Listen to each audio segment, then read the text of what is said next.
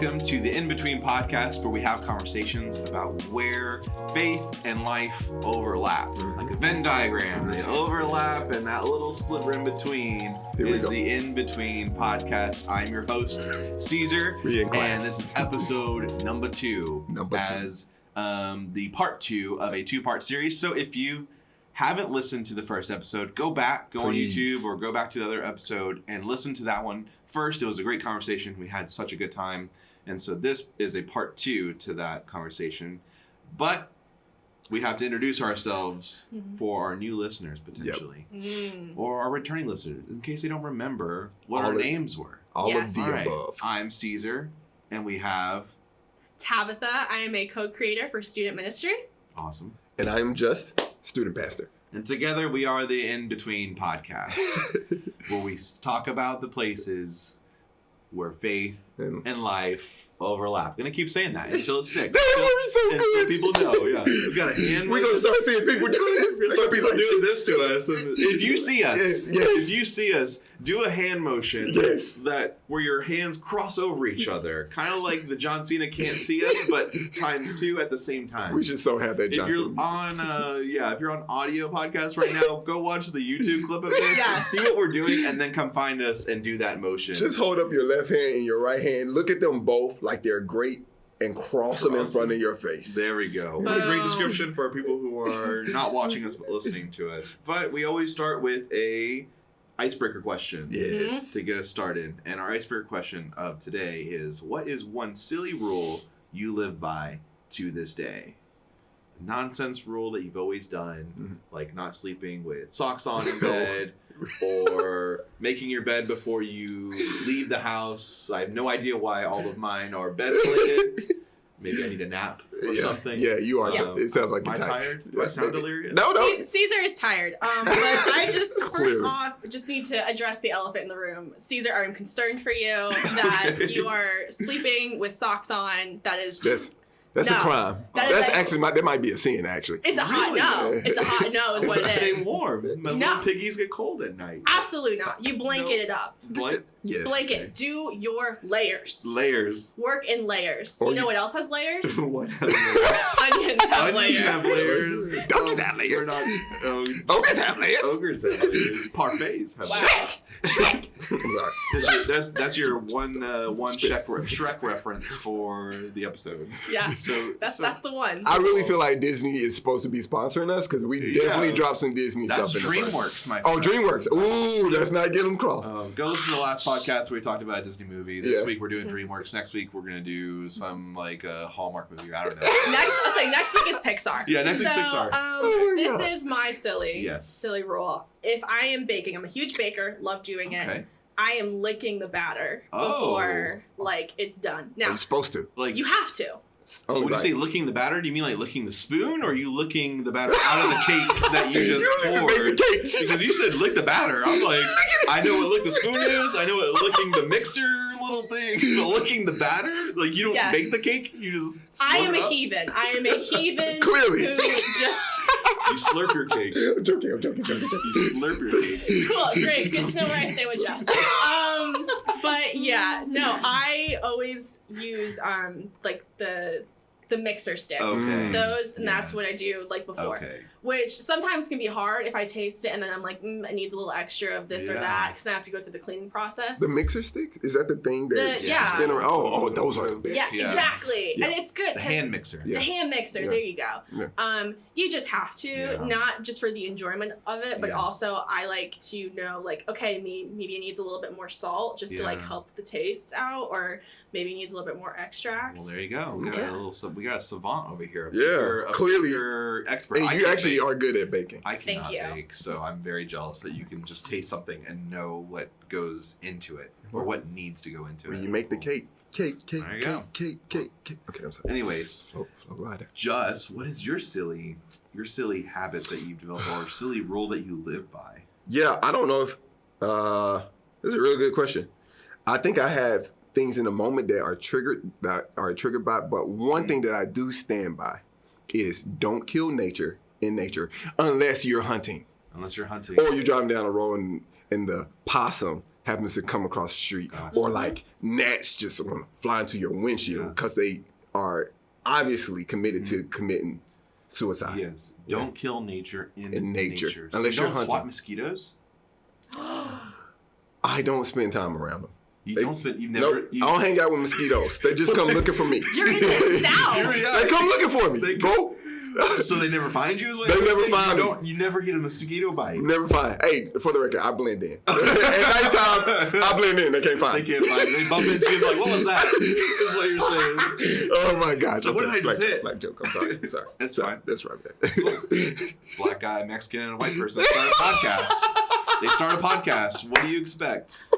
That's the start of a cool podcast joke, right? I'm saying nothing. I'm staying out of And for it. our viewers, they know that, but for our listeners, they didn't know there was a black guy, Mexican, and a white guy. So now you know. Now you know, podcast listeners. Oh. This is a multicultural experience. Hey, just For like your God's ears. kingdom. Just Just like like God- God's kingdom. In Yeah. the name of Jesus. Speaking of God's kingdom, let's get into our big question of the week. You like how I segued out of that? That was That was great. good. That was Good good. way to Let's save us. not get canceled on our Not second get podcast. canceled on our second podcast. Let's go into our big question, which is, does God have expectations on how I'm supposed to act? Last week we talked about God's big plan for us, you know, all that kind of stuff. Go listen to the podcast if you haven't listened to it yet. This week we're getting a little bit more into the doing, right? Yeah. We're going from the thinking and how do I feel about something to now the day-to-day actions. Yeah. So, does God have expectations for how I'm supposed to act? Yeah. Like, does he care about what I do Yeah. on a regular basis? Yeah. Who wants to Yes. go first? I'll lead in on this one. Yeah. Yes. He does. Definitively, yes. If you're on YouTube, connect with me. And real that's quick. the end of our podcast. So thank you. What a great answer. And to maybe even not make it such a yes or no question, like, what does he care about? Like, Yes, yes. what kind of actions Yes. does he care about? I think the most important thing that we have to remember is God the Creator created all things out of love, right? Yeah. And he wants creation to exist through his love, right? Through his fullness. And anytime we are acting contrary to what love is for ourselves, for the people next to us, for nature, for anything, then we are against the actual rule of thumb that God created for all humanity and creation, which is love God, love one another, right? So I think in a simple answer, he definitely cares about how we act because our actions are always going to reflect the kingdom of light being heaven or God's perspective or the alternative. Right. And so what does it look like on a day-to-day kind of experience? Because there might be someone says, well, if you love me, you'll do this, right? I mean, I've been in some... I've been that's in- so good. You know, in high school, oh my gosh, Yes. I had a terrible relationship where that was said often to me. And because if I you care love about me. this person, Yeah. it was like, okay, maybe I do have to, you know, change for this person. Or maybe I do have to adjust, you know. But what is that... How does that relate to our faith walk? Yeah, so love is not manipulative, okay? So first of all, let me go ahead and go here. If you are part of a abusive relationship or a manipulative relationship, that's not a actual reflection of God. And I would encourage you to have a conversation with whoever that person is about, hey, we need to realign and reassess some things, because if someone truly values you, they don't value you for what you can do for them. They value you for the place that you have with them, like the being versus doing. This is not transactional. There we go. This is not a transaction. This is just a place that you don't have to do anything for me to love you. And whenever you think about God, that's how he looks at us. You don't have to do anything for me to love you. My love exists for you already. And so when you're looking at your peers or anybody else in your home life or whatever the case on your sports team, like if somebody is saying, hey, in order for you to earn my love, you got to do this thing, then you're already in the wrong position. Gotcha. Cool. Tabitha, what do you think about that? Like, what does God have expectations? Even maybe piggyback what Jess was saying. If God doesn't, you know, make us earn his love, then why do we still do things for God? Like, why do I serve God? Why do I pray to God? Why do I spend time with him if it doesn't make me like more close to him in a weird way? Like, I'm already close with God if he's with me. So take that. Yeah, I'm actually, Take that, wow. I'm gonna actually like slightly diverge a little bit. Yeah, Okay, go for it. go ahead. Because to answer your question, yes and no. Does God have expectations on us? Clearly, yes.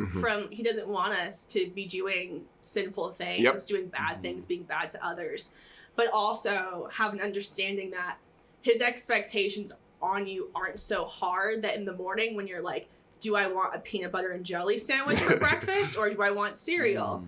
I'm not saying God doesn't care about what you eat for breakfast, but there's certain things in your life that it's free choice. It's free choice. Which kind of leading back to what Just said, having God's love be non-transactional really like sets us up in a way that he has no expectations of us. He loves us unconditionally, which then we have the choice to follow him if we want.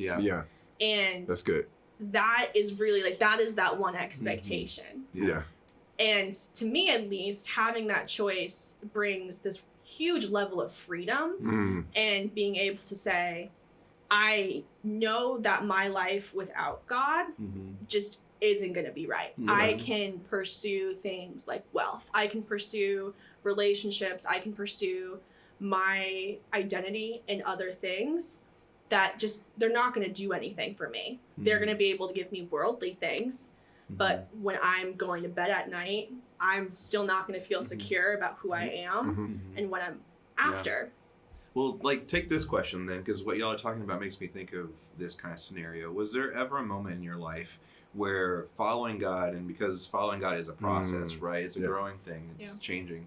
And tell me about a time where you were doing something or you were living in a certain type of way or making certain kinds of decisions, and being around God, being close to God, made you aware of something that you had to change. Like, you couldn't continue doing that way because God loves you, right? Like, you respond to God's love and it caused you to course correct.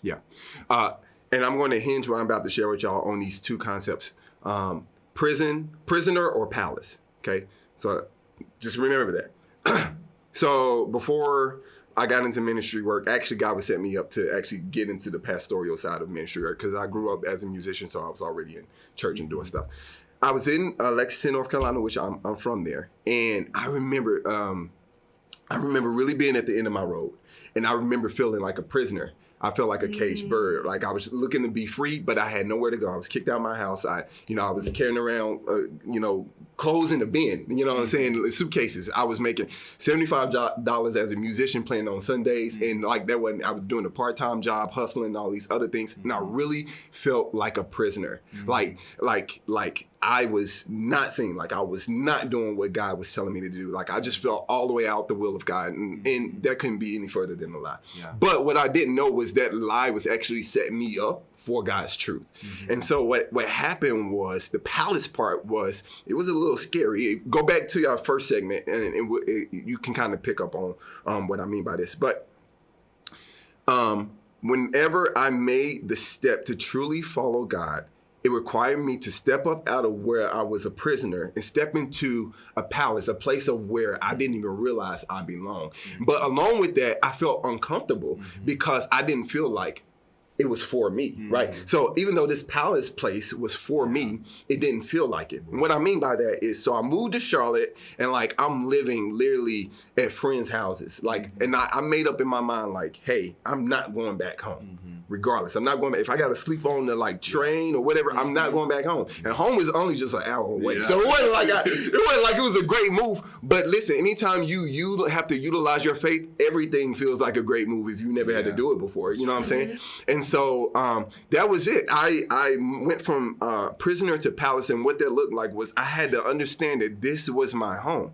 This is what God had already spoken over me. The freedom, to be able to see God's beauty in this home. And yet I never really realized that. So once I stepped into understanding that this is something that God had for me, literally doors began to open up. Like, I started to find jobs were coming to me and I didn't realize it. And I started to volunteer at a church. I won't mention them, but I started to volunteer at a church as a drummer, and that opened up the room for me to be a pastor. Like, literally, they created a position for me to pastor kids. And so that's what I kind of want to paint for you. Prisoner or palace. Do these things does being accepted, does loving, does does your identity, what somebody is asking you to do, does it make you feel, or what you're asking yourself to do, does it make you feel like a prisoner? Or does it make you feel like you're at a place where you're appreciated, where you're valued, and where you can actually see the beauty of God in this homey place? Yeah. And for me, that's one of the things that kind of helped me to understand God's beauty in a different way. That's cool. What about you, Tabitha? What was a moment where you spending time with God, or at some point in your journey with Jesus, you're like, oh, I have to make a course correction. Like, I can't do those things that I was doing before knowing something about God, or, just kind of a moment of clarity? Yeah, so mine kind of has to do with really like my coming to Jesus moment, and how throughout my life, my story is one of control and controlling my surroundings. A lot of that, not necessarily controlling friendships, but controlling how I act in friendships, of not being vulnerable, but always being there for another person. And within academics, putting severe pressure on myself to perform and finding my self-worth in a lot of exterior things, which my freshman year of college, I got to a point where I was having a really hard time within my friend group, and just some messy things were happening that led me to a point where I said, I am not being, it was a bit of a toxic environment for me, but I got to the point where I said, I cannot control my life, clearly. This is not going super well. And if the God of the universe is the only one left, who better to put my life's hands in? And that really shifted me to have a more cognizant mind, to be more aware that I was not submitting my life to God, and I was saying, oh, God, I'm yours, except academics. I want to perform well, so I'm going to control that. Or, God, I love you, but I'm not going to share you with people who I know do not know you. And it kind of led me to this point where, like, fully hit flat on the face, where a lot of my Christian friends, my discipler who I love, her name is Caitlin, I will shout her out. Shout out Caitlin. Shout out Caitlin. Listen to the podcast. I love her. Shameless she like fully like guided me and like was just there for me to verbalize all of these things and ask really great questions. So another plug-in, like, for all of like our young people out there, find your group. Find your people who are not only there for you, but they want well for you. And will ask you those tough questions that in like the meantime, they might hurt, they might be touchy, they might be like, ooh, like, you're really calling me out here. But that also is going to lead to such beautiful growth that will lead you closer to Christ. Yeah, I think there's an analogy almost where sometimes we entangle ourselves, right, in all the things that we do in everyday life, and it almost feels like when we ask this question, does God expect me to change, or does he have expectations on me just like I have on myself, or other people have on myself? And I think sometimes we just think God is just another thing to get tangled up in. And I think what is also just true of who Jesus says, and I'm hearing this in y'all's stories, is that our life already is tangled. Like, the more we live, the more we get tangled up by life, and all of that exertion and all that tiredness that we have is because that's just what life is naturally. And I think what's so cool about Jesus and what he says, come to me and I will give you rest. And I think that's really what I'm hearing in both y'all's stories, is that, I was at a point in life where I was just tired. I was just done. I couldn't do this anymore. And there was a moment of Jesus saying, okay, that's great, because I'm not here to add more things onto you, but to release you so that you can be free to move forward. And that's where like real progress is made. And so I want to know what you guys, how you guys would describe that. Like, what did that feel like to all of a sudden, be like in a situation where you realize Jesus isn't trying to tangle you up anymore. He's trying to free you to move in a direction, right? There is movement, there is purpose and direction in that. But ultimately it required that kind of unraveling, right? What did the unraveling feel like for you guys? I think sometimes people don't even know what that might feel like. It make you feel lost. Like, you legitimately feel like you are out flailing in the wind. You feel like a boat without a current. You feel like purposeless. You feel meaningless. You feel all those things. But guess what? that's exactly where you're supposed to be.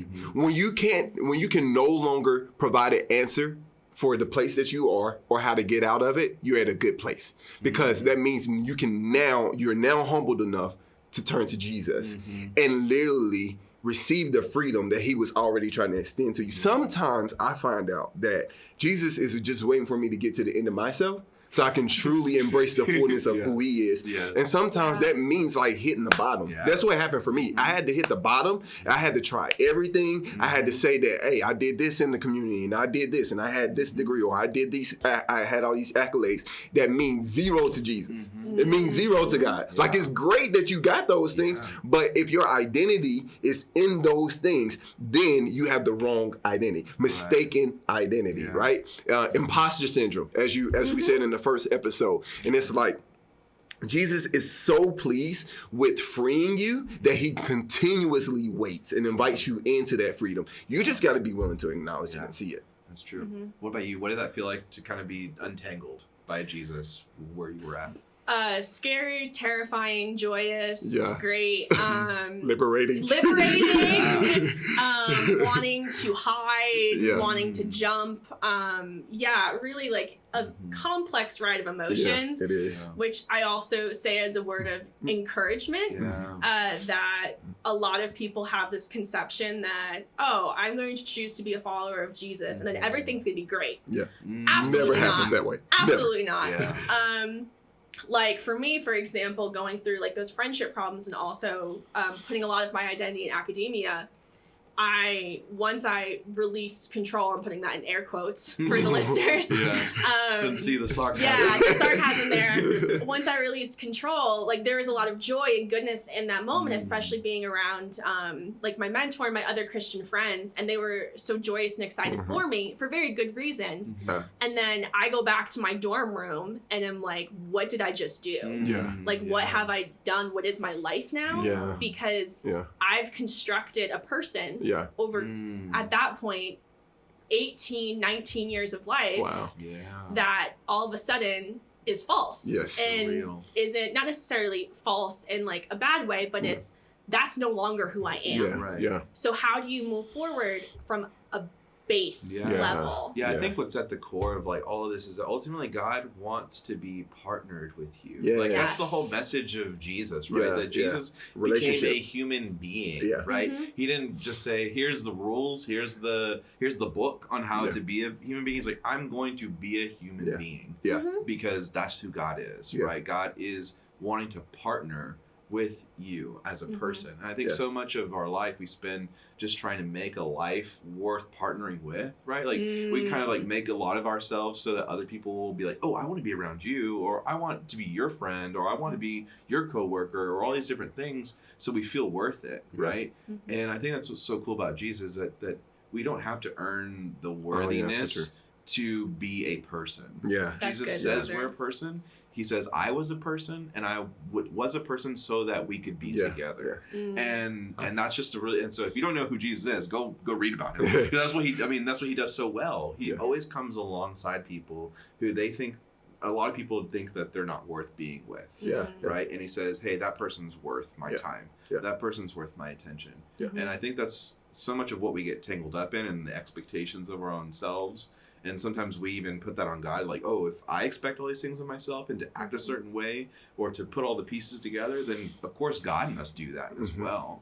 And I think that's the really cool thing about Jesus, that he kind of says, wait, that's not me. That's you, that's your friends, that's maybe even your parents, that's all these other people in your life, but that's not me. And let's do something else. And I think that's something else when you get there, or you get a taste of that, because you don't always fully get there, right? Like what you said, when you make that first step towards Jesus, it's not all like it gets released and you're like, oh my gosh, I'm so free. But it feels that much more free. And like, oh, it's a taste. I want more of this. You know, I want to walk out this process. So as we close this, conversation, it's been really cool. What's the one encouragement that you would give to a student who's a middle or high schooler and they feel tangled? They feel like they're trapped. They feel like they've already made a lot for themselves. And then now they hear, oh, God wants to be not just part of your life, like not an addition to you, but to move you in another direction. What's that encouragement or that word of promise that you might give to them? Say, hey, it's okay to take that first step. It's scary, but this is why you should take that first step. Yeah, I would say the first thing is, for me, and I learned this from a good friend, God is not interested in human doings, but he's interested in human beings. And you have to practice the art of presence. You have to practice the art of just being and loving yourself. But also you got to be willing to sit with the things that have tangled you up. You got to be able to name those. You know what I'm saying? You need people around you. Take ownership. Yes. Things, that can help hold you accountable.